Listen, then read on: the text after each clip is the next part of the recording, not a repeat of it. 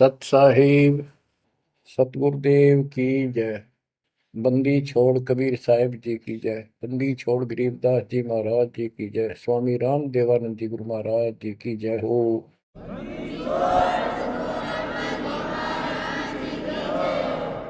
सर्व संतों की जय, सर्व भक्तों की जय, धर्मी पुरुषों की जय। श्री काशी धाम की जय, श्री सुडानी धाम की जय, श्री क्रोथा धाम की जय, श्री बरवाड़ा धाम की जय। सत साहिब गरीब नमो नमो सत पुरुष को नमस्कार गो की नहीं। सुर नर मुनि जन साधु संतों सर्वस दीन। सतगुरु साहिब संत सब दंडोतम प्रणाम। आगे पीछे मत हुए तिनको जा कुर्बान। बच्चों, धन्य है आपके माता पिता जिससे जन्म हुआ। धन्य है आपके पिछले जन्मों की भक्ति और संयम। उसी के परिणाम स्वरूप आज आप परमात्मा की शरण में आए हो। लख वर्षूरा जूझ ही लख वर्षा मध्य लख वर्ती जहान में तो सतगुरु से मांगे। भावार्थ है कि आप इतने अच्छे धर्म कर्म वाले व्यक्ति रहे हो, लेकिन मोक्ष नहीं मिला। मोक्ष न मिलने का कारण परमात्मा पे अविश्वास रहा। जिस भी धर्म जब जाति के अंदर हम जन्मे, हम उन्हीं क्रियाओं को उत्तम मानते रहे। परमात्मा के ज्ञान से प्रेरित होकर कुछ दिन भक्ति जरूर की, लेकिन एक से अनेक अधिक नहीं थे हम, फिर हम रह जाते थे। लेकिन ये परमात्मा हमारे पिता हैं कबीर साहब, हमारे सच्चे साक्षी हैं, हमारे एकमात्र हितैषी हैं इन काल के 21 ब्रह्मांड रूपी नरक में। बच्चों, आज कबीर साहब कहते हैं झूठे सुख को सुख कहे ये मान रहा मनमोद, ये सकल कभी ना काल का कुछ मुख में कुछ क्रोध।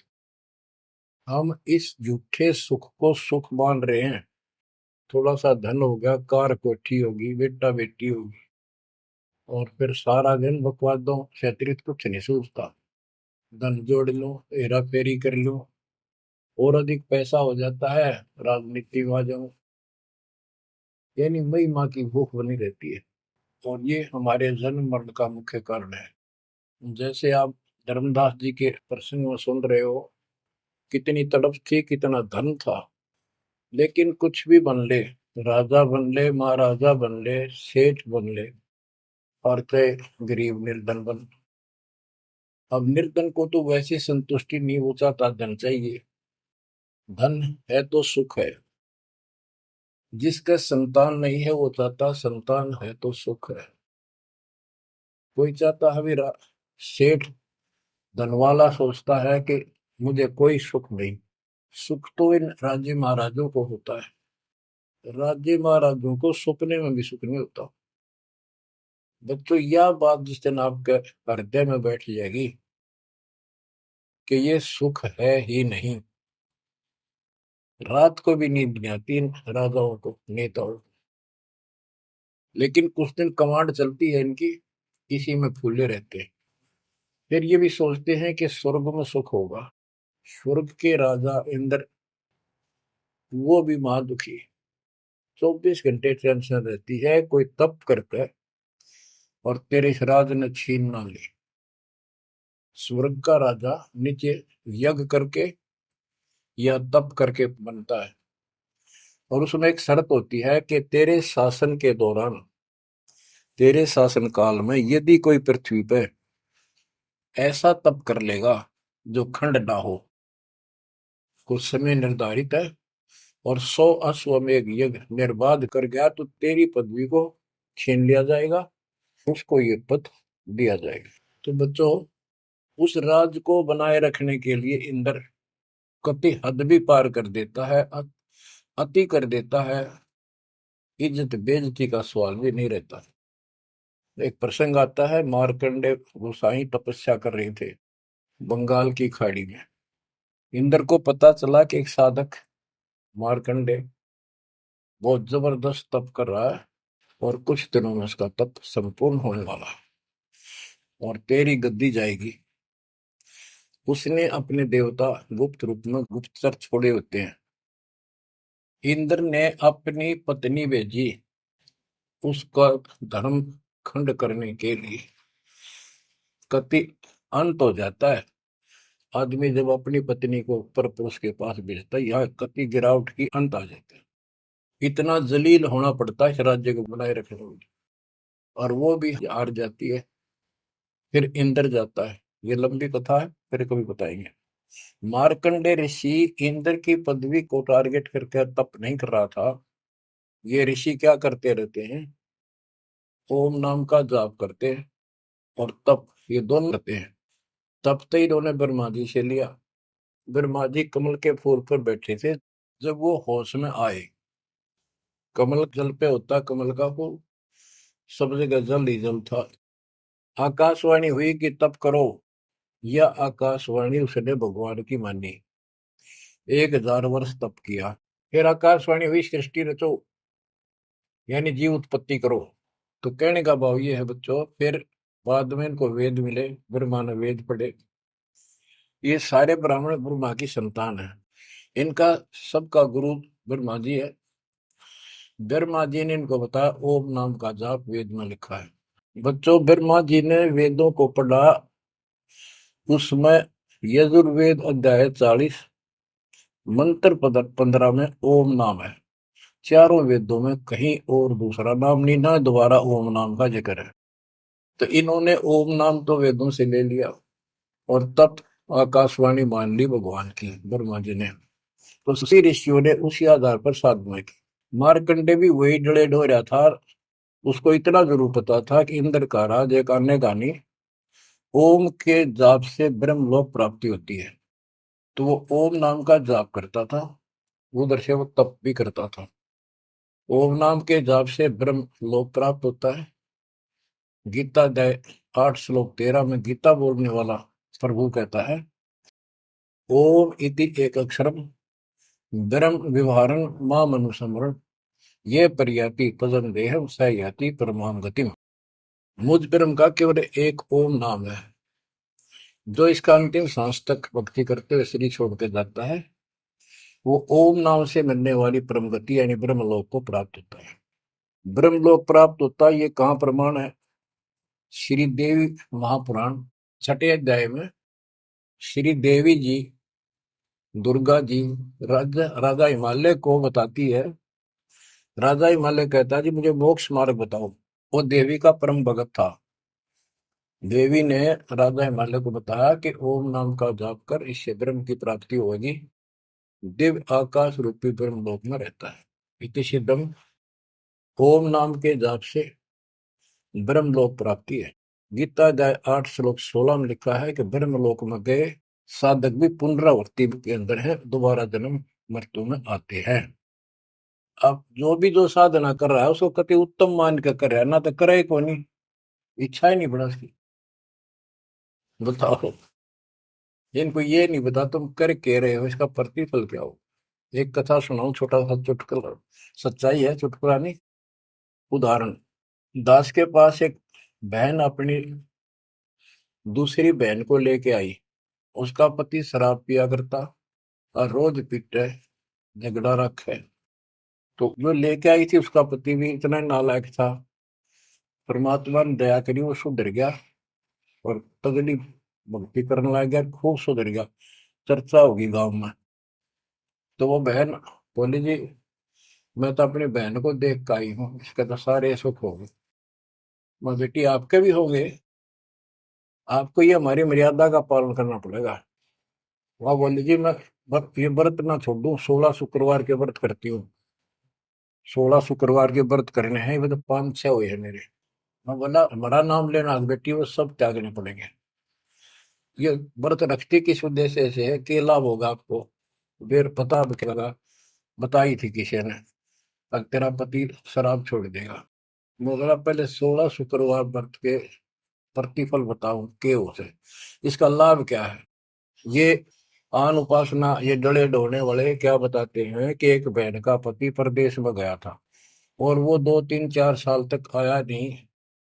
उसने किसी ज्योतिषियों से दिखाया, पतरे हाथ दिखाए, किसी ने बता दिया कि तेरा पति तुझे भूल चुका है, तेरी याद नहीं रही है, माता संतोषी के व्रत रख 16, तेरा पति वापस आ जाएगा। उसने व्रत रखने शुरू किए, शुक्रवार के 16वें दिन, 16वें व्रत वाले दिन वापस आ गया। ये है इसका फल। और मैं बोला तेरा पति रोज आवे रोज कुटे, गड्ढेगी तू इस बता के, फूकेगी इन बर्ता, बुद्धि कान रखेगी तुम्हारी, तंते रखना नहीं चाहिए, 2-4 दिन ना हो तो बढ़िया, पिटाई देना हुआ है। कहने का भाव यह बच्चों, इन गुरुआ गांव बिगाड़े संतो गुरुआ गांव बिगाड़े, ऐसे कर्म जीव का लागिए कीव जड़े नहीं जाड़े। तो मार्कंडे ऋषि इंद्र से कहता है, इंद्र तू इंद्र की पदवी छोड़ दे, अगले जन्म में गधा बनेगा। इंद्र कहता जी फेर की फेर देखी जाएगी, अब तो मौज करने दो। बता, हमारी बुद्धि यहाँ तक सेट हो चुकी है। फेर के देख गधे पास तो कुमार देखेगा, कड़म मारेगा लठ, 2.5 मिनट का धरेगा समान कमर पे। मार्कंडे ऋषि उसको कहता तू मेरे वाली साधना कर ले, तुझे ब्रह्म लोक पहुंचा दूंगा। बच्चों, वो कहते हैं ना, बेड की लात गुडने तले तले, ये कहीं जा लो, इनका ये इतना ज्ञान है, इतनी इनकी अंतिम भक्ति है। अब प्रसंग चल रहा है धर्मदास जी का। ये जड़े धर्मदास जी ने खूब डो लिए थे, और जब आंख खुली, ओए होए होए, अब परमात्मा उनको छोड़कर चले गए। दोनों पति पत्नी देखते ही रह गए, आंखों में आंसू टपक रहे थे। ओझल हो गए भगवान जब गली से अंदर आए, राग खूब रोए अंदर बैठ के। ताकि पता नहीं आऊंगे कि ना आऊंगे ना, ये गांव नाम बताते, ये भी कमाल हो गया।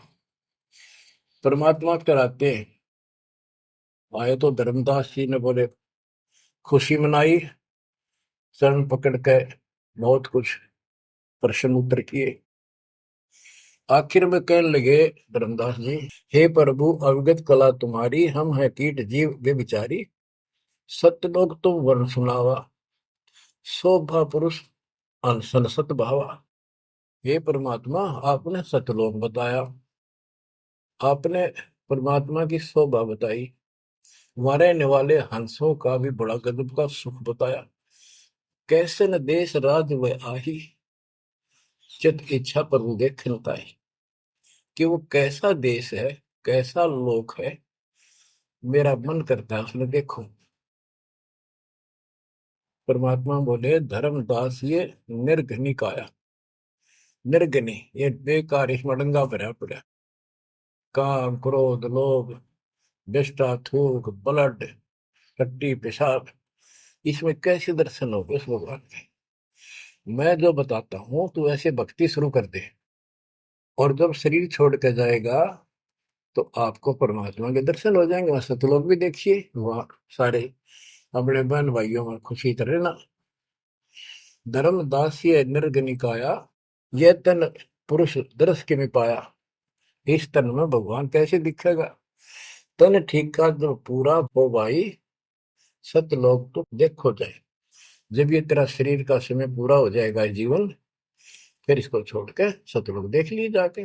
धर्मदास के चरण हो रहा, हे प्रभु दर्शा मिटाहो मोरा, शरण टेक प्रभु विनय हो ही, पुरुष दर्श बिन कल नहीं मोही। दोनों चरण पकड़ के धर्मदास ने बोला, ये भगवान एक में दिखा दो, मेरी यह भगवान के दर्शन की प्यास मिटा दो, उसके दर्शन बिना मुझे एक पल भी चैन नहीं होगी। परमात्मा बोले भाई मैं ही हूँ प्रभु, सारी सृष्टि का मालिक मैं हूँ, मैं आपका गुरु हूँ। दीक्षा दी धर्मदास जी को मेरे, मैं आपका गुरु हूँ, मैं आपका भगवान हूँ, मैं सतपुरुष हूँ, और मेरा ही नाम कबीर है। लेकिन उसके आवाज समझ में नहीं आई, और बार बार यही कहने लगा भगवान के दर्शन करा दे, भगवान के दर्शन करा दो। जब मेरी आत्मा मानने गई, बच्चों विचार करो, पहले हम किसी की भी भक्ति शुरू कर दी, राम की, कृष्ण की, शंकर भगवान की, विष्णु भगवान की, किसी की भी, और सब स्वर्ग बताया करते। कदे मैं क्या अगला स्वर्ग दिखाओ हमने जब मानूंगा। पर जब ठीक ठिकाना आता है, ये मन अड़ियल घोड़े की तरह अड़का खड़ा हो जाता है। इसने केवल बकवाद करवानी, अच्छे राह पर लगते समय सौ बाधा पैदा करता है। ये मन अड़ रहा था। गुप्त भय प्रभु अविगत ताता, धर्मदास मुख आवन बाता। जब इतनी जिद करी परमात्मा अंतर ध्यान हो गया और धर्मदास वो खोले रह गया, ना हाँ करे ना बोले, या के बनी क्या कहने लगा, मैं मतिहीन कुमती मोहि लागा, मोहि सम कौन है जग में भागा, मैं मूर्ख प्रतीत न कीना, अस साहिब के मैं नहीं चीने। अब कौन विधि दर्शन पाऊं, दर्शन बिना मैं प्राण गवाऊं, चरणोदक बिन करुण अग्रासा, तदो शरीर कह धर्मदासा। अब क्या कहता है, मैं बड़ा निकम्मा, मैं दुष्ट आत्मा, मतिहीन, कितना मुंह ला लिया भगवान ने मेरे को, और देख मैं कितनी जिद कर गया, मेरे जैसा निर्भाग धरती पर नहीं। मैं मूर्ख, मैंने भगवान पर विश्वास ही नहीं किया। फिर वो बुरी तरह, इस मन की या गंदी आदत है। अब कौन विधि दर्शन पाऊं, दर्शन बिना मैं प्राण गवाऊं, चरणों तक बिन करो न ग्रासा, जब लगूं के चरण धोकर नहीं पी लूंगा मैं, अन्न नहीं खाऊं, तदो शरीर कह धर्मदास, नहीं तो मरूंगा। दिवस सात लग अन्न न खावा, भजन अखंड नाम लो लावा। जो नाम दिया था उसमें डट के भक्ति करता रहा, ना कुछ खाया ना पिया। सातवें दिन पर वो प्रगट दिखाए, धर्मदास पद गए उपलाए। सातवें दिन परमात्मा आए, धर्मदास ने पैर तड़फते हुए पड़े पड़े ने पैर पकड़ लिए, दृढ़ श्वासा निपट अधीरा, पड़े चरणन में अक्षीण शरीरा। शरीर बहुत कमजोर हो गया था, धरती में पड़े पड़े ने सरक के वाले के चरण पकड़ लिए, कर गए साहेब तही उठावा, शीश हाथ दे अंक मिला। परमात्मा ने उसके अपने हाथ का सहारा देकर उसको खड़ा किया और फिर अपने सीने से लगाया। धर्मदास चरणोदक लीना, चरण पखार आचमन कीना। धर्मदास ने फिर उठ के जल लाया, परमात्मा के चरण धो के पिए। परमात्मा बोले, हे धर्मदास, प्रसाद कुछ पाओ, कुछ खा लो, कर प्रसाद तो मुंह पे आओ, मेरे पास आओ फिर तो, और फिर मैं तुझे सारा ज्ञान बताऊंगा। तो धर्मदास ने जल्दी जल्दी कुछ खाया। उसका ये टेंशन थी कि चले ना जा। थोड़ा बहुत खाया, पानी पीकर पटदे से आगे बैठ गया। धर्मदास का शरनाई सुन प्रभु अगर अपार, 7 दिवस कहाँ रहे, कौन देश पगडार। तो परमात्मा से पूछने लगा, है भगवान आप कहाँ रहे, कैसे कैसे रहे, कहाँ गए। फिर उसी बात पर आकर गया, हे प्रभु चिंता गण करो मोरा, पुरुष दर्श देव करो ने हो रहा। हे प्रभु चिंता गण गौ मोरा, पुरुष दर्श दिखाओ करूं ने हो रहा। मैं हाथ जोड़ूं, आपके निहोरे निकालूं, मुझे भगवान के दर्शन दिखा दे। परमात्मा कहते, धर्मदास ये हट का कर हो, मानो शब्द शीश पर धर हो। मैं तो कहूँ वो मान ले तू। हमरे गहे पुरुष पे जय है, बिना गहे वो हजार न पे। अब मेरे नाम को तो ठीक से जप, मैं मिल गया गुरु के बिना उस भगवान की प्राप्ति नहीं हो सकती। हमसो पुरुष ऐसा आही, जल तरंग जल अंतर नाही। कि भगवान मेरे में इतना अंतर समझ ले, इतना भी अंतर नहीं है। जैसे समुद्र से लहरें उठती है, लहर और जल अलग नहीं होता। बच्चों, धर्मदास जी को खूब समझाने की चेष्टा की कि हमारी सूरत गहो चितलाई, तभी पुरुष पतन, मेरे को भगवान रूप समझो, तब मालिक की प्राप्ति होगी। से हृदय प्रतीत अस आने, गुरु और पुरुष भिन्न नहीं जाने। गुरु और परमात्मा को अलग नहीं समझा है। तो शिष्य में ऐसी श्रद्धा होनी चाहिए। जब लो चित असरीति ने आवे, जब लग ऐसा भाव नहीं होगा, तब लग जीव लोक नहीं सतावे। धर्मदास चित बहु सकाने, चरण टेक वो विनती ठाने। सारा कुछ कह लिया भगवान ने, पर उसने अपनी बात को ऊपर रखा। परमात्मा भी चाहते थे कि मैं एक अपना आई विटनेस तैयार करूं। हे प्रभु सत कहो तो पाही, तुम ते कुछ तुस्ताई नहीं। मोरे तुम पुरुष हो स्वामी, यम त छुड़ाओ अंतर्यामी। हो प्रभु, वर्णव लोक की शोभा, ताते आदि मोर मन लोभा। आपने इतना सुंदर लोक बताया, वहां के इतने सुख बताए, तो इसलिए मैं देखना चाहता हूँ। तब लीला बहुत हम देखा, आपके चमत्कार मैंने बहुत देख लिए। पुरुष दर्श बिन रह ये रेखा, भगवान के दर्शन नहीं कर लूंगा इतना मेरे मन का दोष निकले नहीं। जो किंकर पर हो दयाला, तो छिन में होएगा पुरसाला। कि मेरे दिल का कांटा जब निकलेगा, जब आप यह दया कर दोगे। तब परमात्मा ने कहा, धर्मदास ठीक है, चलो। बच्चों, उस समय परमात्मा कबीर जी और धर्मदास अकेले उसके एक बगीची सी थी, उसमें थे, दोनों ही जने थे। धर्मदास जी की आत्मा को लेके परमात्मा ऊपर चले गए। पीछे से लोगों ने देखा, घर वालों ने जाके देखा, धर्मदास आया नहीं, क्या हो गया। वो बेहोश पड़ा, जैसे कोमा में होता है, मरा नहीं। 3 दिन तक ऐसा रहा। मालिक को ऊपर लेके गया। धर्मनी जो ऐसो चित के ना, तन तद चल लोक प्रवीणा। छोड़ इस शरीर को, चल मेरे साथ। राखो तन गौर ले हंसा, ता पहुंचे जा काल ही संसा। क्षण एक में पहुंचे जाई, अवगत लीला लखे को पाई। शोभा लोक देख सुख माना, उदित असंख्य शशि और भाना। इतना प्रकाश उस लोक का, जैसे असंख्य सूर्य और चांद उदय हो गए हों। परमात्मा कबीर जी जिंदा बाबा के रूप में थे। जब सतलोक में पहुंचे और जब उस परमात्मा के महल के सामने सतलोक में संतरी खड़ा था, परमात्मा बोले, भाइयों, मृतलोक से एक हंस आए हैं, धर्मदास इनका नाम है, और इनको वह परमात्मा के दर्शन कराओ सतपुरुष के। द्वारपाल ने एक और भगत को बुलाया और कहा, इनको सतपुरुष के दर्शन करा के लाओ, महल में ले जाओ, दरबार में। जब वो लेके चला धर्मदास जी को, बहुत से भगत और आगे हंस, हंसनी, यानी जैसे यहाँ भगत कहते हैं वहाँ हंस कहते हैं, भगतमती कहते हैं, वहाँ हंसनी कहते हैं। हंस का अर्थ है, हंस एक पक्षी है जो बुगले जैसा होता है, कति सेम टू सेम, लेकिन उसका गुण ये होता है, वो मांस मच्छी नहीं खाता, भूखा मर जाएगा, केवल मोती खाता है। अर्थात संत भगत वो होता है जो सब बकवाद छोड़ दे, केवल राम नाम के मोती सेवा सुमन दान करे, उनको हंस कहते हैं। तो काफी हंस इकट्ठे होकर आगे भगत और हंसनी भगतमती। बच्चों, जैसे दास बताता रहता है, जो बच्चे स्कूल में सुख लेना चाहते हैं और वहां बकवादों में लगे रहते हैं, वो सदा दुखी होते हैं। अपनी पढ़ाई पूरी करके बढ़िया नौकरी मिल जाए, फिर नाचो गाओ, वहां सुख लो सारा। नाचने गाने का मतलब यहाँ पृथ्वी लोक पर रहना नहीं। भाव ये है कि जब आप सतलोक चले जाओ तो वहां मौज करियो सारी।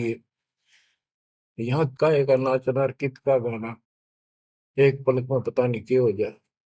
तो जैसे सतलोक में दूसरे धर्म वाले कई कहते हैं, जो सतलोक की महिमा बताते हैं, कि सतलोक में प्रकाश ही प्रकाश है, वहां और कुछ है ही नहीं। वो आत्मा उसमें ऐसे मिल जाती है जैसे बूंद समुद्र में। ये पूरा राधा स्वामी पंथ, सच्चा सौदा वाले, सरसा वाले, गुरुदेव वाले और भी सब इस यह रटला रहे, वहां कुछ नहीं है। और आंखों देखा धर्मदास क्या बताता है, वाणी पढ़ता हूँ, ये वैसे लिखी हुई है पुराने समय की, शुद्ध नहीं है इतनी, लेकिन अर्थ गजब का है इसका। कहते हैं, जित देखा जगमग झलका ही, देखत हर्षित भय ही भाई। धर्मदास ने जहां देखा, इतनी सुंदरता, प्रकाश में गजब का नूर, चमक, देख देख खुश हो रहा है। द्वारपाल हंस जो रहिया, ता में एक हंस से कहिया, ए हंस, तुम जाओ लिवाई, पुरुष दर्श दे आनो भाई। इसको धर्मदास को ले जाओ, परमात्मा के दर्शन करा के वापस यहीं ले आना। चले लिवाए पुरुष तब पैजा, हाँ अचानक हंस वो आए तब ही, वहां बहुत से अचानक और हंस आगे वक्त। करत कोलाहल मंगल चारा, शोभा अद्भुत अंग अपारा। ओहो, उनके जो वहां पर भगत आए और भगतनी आई, इतने गजब के सुंदर शरीर देखते ही बने। उनके गले में रत्नों की माला और जगमग दे, बहुत गजब का, बहुत सुंदर कपड़े पहन रखे, अमर चीर शोभा धर्माए। अनसन भाल शोभा के वर्णो।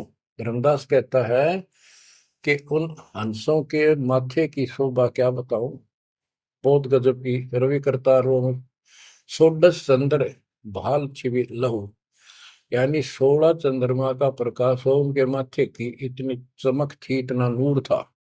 हंस कांति प्रतिरोम प्रकाशा, हीरा मणि उदित रोमासा। उनके शरीर की इतनी गजब की शोभा थी, प्रत्येक की रोम रोम की जैसे हीर और मोती चमक रहे हो। उनके शरीर का प्रकाश षोडश रवि, अनसन छवि मोहा, देह प्राण शुभ अमृत शोभा। उनके शरीर की शोभा 16 सूर्यों के प्रकाश जितनी थी। अब वहां भगवान के दरबार में पहुंच जाते हैं वो लेकर के, सिंहासन से भी देखत मनमोहा। ओहो, सुरती हंस अग्रानी अगाने, सत्य पुरुष सकल देखत अरसाने। वहां लेकर गए नाचते गाते हुए। जब उसने भगवान को देखा, धर्मदास जी ने, तरह गजब का प्रकाश, एक रोम शरीर के बाल की चमक, करोड़ सूर्य करोड़ चांद मिला दे। एक रोम रवि शशि कोटि सा, एक रोम की शोभा करोड़ सूर्य और चंद्रमा जैसी। पुरुष प्रकाश सतलोक अंजोरा, ताने पहुंचे निरंजन चोरा। के उस सतलोक का इतना सुंदर प्रकाश है, वहां ऐसी व्यवस्था है कि वहां ये काल निरंजन, ये चोर नहीं जा सकता, यानी इसका वहां भय नहीं है। अब सुनो, 4-5 पंक्तियों में कमाल कर दिया। पुरुष कबीर देखा एक भाई, धर्मदास पुन रहे लज्जाई। वहां पर परमात्मा तो सतलोक का मालिक, असंग ब्रह्मांड के तकत पर सिंहासन पर विराजमान था, वो वही सूरत थी उनके साथ धरती से नीचे से आया था। ओहो, देखो ये तो लिखा कबीर सागर में, ये वो सुना रहा हूँ। और वास्तविकता आपको बताई कि परमात्मा स्वयं उसको साथ लेकर गए और वो चौवर करने लगे उसके ऊपर। हमने इसका रस निकालना, सारा रस निकालना है। कबीर सागर का बहुत अड़ंगा कर रखा है इन्होंने, फिर भी हमने निष्कर्ष देखना है। जब धर्मदास जी ने देखा कि ये कबीर इनका सेवक है और ये है भगवान, उसमें रूप दो थे। जब परमात्मा खड़े हुए और जिंदा बाबा वाला रूप उस तख्त पर विराजमान हुआ, बच्चों जिसको धर्मदास भगवान मान रहा था, वो खड़े हुए सतपुरुष और परमात्मा जिंदा बाबा वाले वेश सिंहासन पर विराजमान हो गए, और वो चवर लेकर खुद परमात्मा उस कबीर जिंदा बाबा पर करने लगे। धर्मदास का आश्चर्य का ठिकाना नहीं कि अभी भगवान यो है कि ये है। इतने में वो जिंदा बाबा में समा गए, जिसको वो सतपुरुष दिखाई दे रहे थे। और वो शोभा जो कि तू जिंदा बाबा वाले शरीर की होगी। अब कहते पुरुष कबीर देखा एक भाई, धर्मदास बहुत ही लज्जाई। वह मुझे प्रतीत नहीं आई, हे परमात्मा कैसी कुमुख हिम्मत छाई। धर्मदास कहता हुआ मुझे विश्वास नहीं हुआ, ये महाराज कह रहे थे भगवान मैं परमात्मा हूँ, मैं सारी सृष्टि का रचने वाला हूँ, मेरा नाम कबीर है, असंग ब्रह्मांड का स्वामी हूँ। अब धर्मदास जी कहते हैं भगवान कबीर पुरुष एक यहाँ छिपाए, सत्य पुरुष जगदास का है। धाये चरण गौ अति सकुचाई, हे प्रभु हम परिचय तब पाई। हे परमात्मा अब आपको मैंने पहचान लिया, यह शोभा कस वहां छिपाओ और कस ने जग में प्रगट दिखावा। आपने ये शोभा वहां क्यों छुपा रखी है, वहां क्यों नहीं दिखाते? इसलिए लाखों ये अपनी असलियत को, आपके वास्तविक शरीर की शोभा को परमात्मा बोले धर्मनी जो वही छवि जग जाऊं तो ही विकल निरंजन राव। यदि मैं इस शोभा युक्त नीचे जाऊं तो काल निरंजन पागल हो जाए। और मैंने उसको वचन दे रखा है कि मैं अपना ज्ञान समझा के जीव को लाऊंगा। और वैसे बच्चों, परमात्मा आज हमने ले जा, हम टिक नहीं सकते वहां पर। भूल जाओ इन बातों में। ये तो कहन सुन कहन की बातें हैं। उदाहरण देता हूँ, कबीर साहब कहते हैं हम मोहम्मद को वहां ले गए, इच्छा रूपी सतलोक नहीं रहे हो, उल्ट मोहम्मद महल पठाया, गुद बीड़े कलमा दे। यानी हम हजरत मोहम्मद जी को ऊपर लेके गए थे कि ये समझ गया तो इन सब ने जो इसने लाखों तैयार कर रखे सबको बता देगा। लेकिन नीचे प्रभुता घनी होगी थी, संगत उम्मत खूब होगी थी इसकी। और उसके ऊपर प्रभुता पाके भूल गया भगवान को, नहीं इच्छा हुई तो वापस छोड़ दी। कुछ दिन पाछे आप भी मर गया और वहां प्रभुता भी रहेगी। काल का इतना अजब गजब जाल है बच्चों। तो धर्मदास जी से बोले कि आप नीचे जाओ। धर्मदास जी बोले भगवान ये वहां ना भेजो, यही रख लो मेरे दाता, और इस नरक में मत भेजो। अब मैं नहीं जाऊं दाता वहां पर। परमात्मा बोले भी ऐसे नहीं बात सुनेगी, वहां तुम जा, चिंता ना कर, मैं तेरे साथ रहूंगा और सत भक्ति दूंगा, उससे आपकी भक्ति गजब की बन जाएगी। और भक्ति युक्त होकर यहाँ आएगा, वैसे से यहाँ ठिकाना नहीं मिलेगा तेरे। और दूसरी बात है कि तूने सब कुछ देखा है, नीचे औरों को बता, तेरे भाई बहनों को विश्वास होगा। धर्मदास कहता है मोहे राख लियो महाराज, हमसे बिगड़ी है मोहे राख लियो महाराज, हमसे बिगड़ी है। बिगड़ी है महाराज हमसे, बिगड़ी है महाराज हमसे, बिगड़ी है हमें। नांगा लो महाराज काल की नगरी है तुम्हें, ना भेजो महाराज काल की नगरी है। रो बुरी तरह, जैसे किसी ने आग में धकाया कर जबरदस्ती मर तो नौकर राख लो महाराज, हम गंदे इंसान से। अब पता चला उन सारे भक्तों ने बताया तुमने ऐसी गलती करी थी भाई, इसलिए दुख पा रही कि हमने खुद बिगाड़ी अपनी किस्मत। तुम रख लो दाता, ना भेजो मेरे मालिक, पैर पकड़ा रोवे।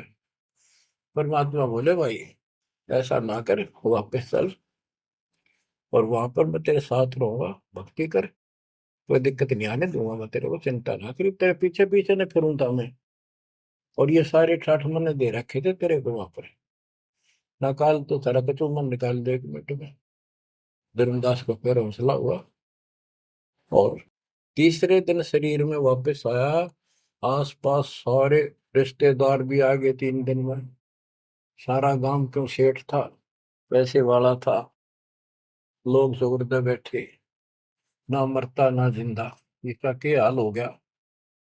परमात्मा ने बताया मैं काशी में हूँ, एक जुल्हे का काम करता हूँ, मेरा नाम कबीर है, मेरा गुरु रामानंद जी है, स्वामी रामानंद, जो वहां के प्रसिद्ध संत हुआ करते थे।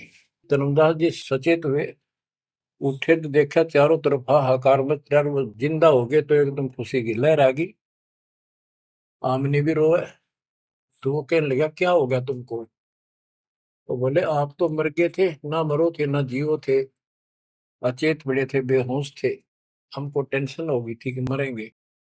तब उसको विश्वास आ, नहीं तो स्वप्न मानना वो। ये मन इतना दुष्ट है, इतना उल्टा चल रहा है, जब ठीक ठिकाने की तरफ चलता है जीव, परमात्मा कसर नहीं छोड़ते, ये उसका बाप है। तो तब धर्मदास को विश्वास हुआ रे तेरे की, सचमुच में तो सचखंड गया, सतलोक गया था। फिर उनको बताने लग गया सारी, मैं वहां गया था, सतंदा बाबा भगवान है, खुद है, सारी सृष्टि के रचने वाले हैं, ब्रह्मा विष्णु महेश, तब के सामने कुछ भी नहीं है। वो रिश्तेदार आए थे तो चले गए, पागल हो गया, भांडन दे, जिंदा हो गया शुक्र है। लेकिन जिसका लागे वो तन धर्मदास काशी पहुंचे और देखे दुल्हे के रूप में बैठे वह सूरत ज्यों की त्यों चरणों में पड़ गए। आसपास के कॉलोनी के लोग आगे बुलाए, बताओ पूछे कौन है ये? धर्म सेठ है, ऐसे ऐसे काशी का प्रसिद्ध सेठ है, नवा का बांधवगढ़ का। और सब नौके देख किसी पागल हो रहे लोग इस नीरू के पुत्र को भगवान मानते हैं, इनकी अकल पर पत्थर पड़ी। यानी जुलाहे भी ये बात बोले, जो देखा वो यही कहे। धर्मदास जी ने चरण पकड़ कर छोड़े नहीं, परमात्मा गलती बहुत होगी, हे दयालु माफ करो। जब परमेश्वर ने उसको कहा, बच्चा तेरा दोष नहीं, इस काल ने सबकी बुद्धि फेर रखी, और जो भी ये सारा संसार आपको दिखाई देता है ये कुछ भी नहीं है। एक सेकंड में मृत्यु हो जाती है इंसान की, और फिर कुत्ते गधे बनाकर छोड़ देता। इसने तो सच्ची भक्ति करने नहीं देनी, या सच्ची भक्ति या जैसी भी आस्था मैं ही जीवों की बनाए रखे हुए हूँ। उस टाइम तो धर्मदास जी सारी मान्य था, वो बात ही नहीं रही। अब परमात्मा बोले, धर्मदास आप अपने घर जाओ, और बच्चा मैं वही आऊंगा तुम्हारे पास। धर्मदास बोला, जी आइयो, मेरा बेटे ने भी समझाइयो, और आमनी ने भी सतनाम दिया, बेटा भाई मैं आऊंगा पक्का। धर्मदास चले गए, परमात्मा वहां आमनी को नाम दिया। और धर्मदास जी बोले, जी मेरा एक पुत्र है नारायण दास, उसको भी समझाओ। धर्मदास जी ने नारायण दास बुलाया कि आजा भाई, गुरु जी आए, भगवान आ रहे हैं। बैठ गया। परमात्मा ने जो ज्ञान सुनाया उठ के चल पड़ा। फिर बुलाए तभी नहीं आया। अगली बार भगवान ने खूब कह लिया, बुला लिया भाई, तेरे बेटे ने नाम दे दूंगा। धर्मदास गया, बेटा आजा, नारायण दास कल्याण हो जाएगा। काल के जाल में फंस गई। वो कहता, पिताजी आपकी मति मारेगी, इस जो लाए ने आपको बुद्धि भ्रष्ट कर दिया। देवताओं को छोटा बताता है ये देवताओं की निंदा करता है, मैं न इसके दर्शन भी करूं। धर्मदास ने खूब कह लिया, पर लड़का मानना नहीं।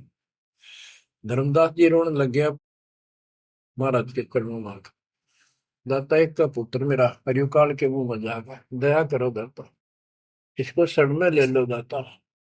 हे भगवान मैं बहुत दुखी हूँ। परमात्मा बोले, बेटा मैं समझाऊं तू समझावे, और इसकी माँ समझावे, कि तुम्हारे से ज्यादा इसका हमदर्द कौन हो सकता है। जब ये आपकी नहीं मानता तो भाई इसको छोड़ दो। ये महाराज इन्हों के छेड़ा जा है, ये महाराज समझाओ इसने। परमात्मा बोले, भाई यो काल का दूत भेज रखा तेरे घर पे, तेरे कति चौगरते तो बांध रखा तू, या बात मान ले मेरी। अब काल का दूत का धर्मदास का दुख हुआ इस बात का। आए इकलौते पुत्र ने गुरु जी काल का दूत क्यों बता रहे हैं। परमात्मा बोले कि तेरा बेटा कहां पर है, उसको एक बार ले आया यहाँ पर। धर्मदास बोले, बेटा चल तो कुछ ना सुनिए, बैठ जाओ बस। वो आ गया। परमात्मा ने उसकी तरफ ऐसे आशीर्वाद वाला हाथ किया, और धर्मदास से बोला, देख ये है तेरी बॉडी के अंदर, इस शरीर के अंदर यू काल बैठा। उसका शकल देखी उसने छोरे के अंदर से, वो वास्तविकता थी उसको काल के दूत की। ओछा माता, लंबे दूत, विकराल शरीर। परमात्मा बोले, यू बैठा इसके अंदर, यू काल का दूत है, ये कभी भी नाम नहीं लेगा, ना तेरे साथ चलेगा। जब धर्मदास बोला, नारायण दास है, जा बेटा जा, जा कर ले काम, कर ले काम। चरण में पड़ गया, भगवान मेरा तो बीज नष्ट हो गया, हे भगवान मेरा तो वंश ऊपर चलेगा, बताइए काल पैदा कर हो गया मेरा तो। परमात्मा बोले, वंश ने के चाटेगा, तू पीछा छुटवा ले यहाँ से बेटा, क्या करेगा इस वंश का। ये तो काल खाई खुराक का, पहन पोशाक का, यम का बकरा पड़ता है, लेकिन हमारे तो रंग चढ़ रहा है। लोग के कहेंगे, फलाना के कहेगा, संतान ना हुई तो संपत्ति ने कौन लगा, कई बीमारी बांट रखी है, कई रोग ला रखे काल। परमात्मा बोले, ठीक है, तेरे को मैं अपना बच्चा, अपना हंस भेजूंगा, और आज से 1 साल के बाद तेरे घर में पुत्र उत्पन्न होगा, उसका नाम चूड़ामणि रखना। उस समय बताते हैं धर्मदास की उम्र 80 साल की हो चुकी थी और आमनी देव भी वरदौलिये थे। ये धर्मदास के आप विश्वास हो गए, ये मालिक हे परमात्मा, इस उम्र में कौन कैसे बच्चे होंगे हमारे, हम तो कति व्यर्थ हो चुके हैं। तब दाता ने कहा, देख उधर देख, तेरे आंगन में एक छोटा सा बच्चा ऊपर से आया, आंगन में हाथ पैर मारे नो, एक पत्ते के ऊपर लेट गया आके, साथा आया वो पत्ता से, ये तेरे घर में 1 साल के बाद आएगा। इतने वो अंतर्धान हो गया। कुछ विश्वास कुछ अविश्वास, परमात्मा की दया हुई, आमनी को गर्भ रहा, 9वें महीने 10वें दिन बच्चा हो गया, नाम चूड़ामणि रखा। पर तू कुल की चिंता करता था, तेरा 42 पीढ़ी तक तेरा वंश चलेगा, चिंता ना कर। जब उसका दिल डटा, बच्चों गजब की बात है, तो मैं धीरे धीरे इसको पूरी सुन ली हुई कथा को, आपके बहुत से अंधेरे हट जाएंगे। अब परमात्मा ने चूड़ामणि शाना हुआ, उसको दीक्षा दी, उसी को धर्मदास जी को भी गुरु पद दे दिया था। पर बोला तो किसी ने मंत्र ना दिया, ही सारा सार नाम तक दे दिया उसको, और कसम खवा दी कि ये नाम किसी को नहीं बताएगा। जब धर्मदास डिगमग देखे तो उसके लड़के को गुरु पद दे दिया चूड़ामणि को, केवल 5 नाम, ये 7 में से 5 बीच बीच के दिए, और बेटा इसी को तू आगे देता रहना, तेरे गुरु पद दे दिया। परमात्मा की कोशिश थी, ये मंत्र करते रहेंगे, इनको मनुष्य जीवन मिलते रहेंगे, भगवान की आस्था इनमें बनी रहेगी, कुछ लाभ होते रहेंगे, और इस बिचली पीढ़ी तक जाना था उनको। लेकिन धर्मदास उसको बता दिया था कि काल मेरे नाम से 12 पंथ चलाएगा, जो सारे गलत साधना करवाएगा, और तेरे वंशज, तेरे परिवार वाले 6ठी पीढ़ी में जाके ये असली नाम भी छोड़ देंगे। एक टकसारी पंथ होगा, उसकी साधना शुरू कर देंगे, तो एक आने की नहीं होगी। जो इब सारे धर्मदास वाले दामा खेड़ा वाली गद्दी में वो टकसारी वाले की साधना चल रही है, वो 5 नाम भी गए। फिर धर्मदास रोने लग गया, ये मालिक इनका उद्धार कैसे होगा। तो बोले, मैंने कुल दिया तेरा 42 वंश, तेरे उद्धार उसका होगा जो मैं भेजूंगा, एक संत भगत अपना दास, उससे तेरे पीढ़ी वाले नाम लेंगे या सारा संसार लेगा, सबकी मुक्ति हो जाएगी। बच्चों, परमात्मा की असीम रजा है, आप ये सत्यनारायण कथा सुन रहे हो और सुनते रहो, मुश्किल से ये अमर कथा मिली है सुनने को। मालिक आपको मोक्ष दे, सदा सुखी रखे। सत साई।